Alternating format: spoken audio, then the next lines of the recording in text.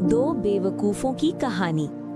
एक गांव में दो बेवकूफ दोस्त रहते थे, रामू और शामू।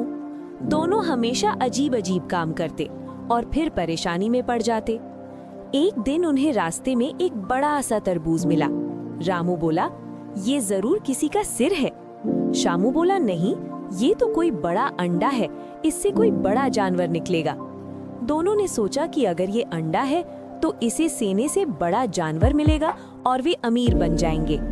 वे तरबूज को लेकर जंगल गए और उसे आग के पास रखकर बैठ गए। कुछ देर बाद तरबूज गर्म होकर फट गया। दोनों डर गए और भागने लगे। भागते भागते उन्हें खरगोश दिखा। रामू चिल्लाया, देखो, अंडे से जानवर निकलकर भाग रहा है। दोनों खरगोश के पीछे दौड़े, लेकिन वो तेज था और जंगल में गायब हो गया।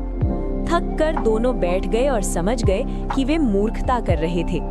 उस दिन के बाद उन्होंने फैसला किया कि बिना सोचे समझे किसी बात पर विश्वास नहीं करेंगे।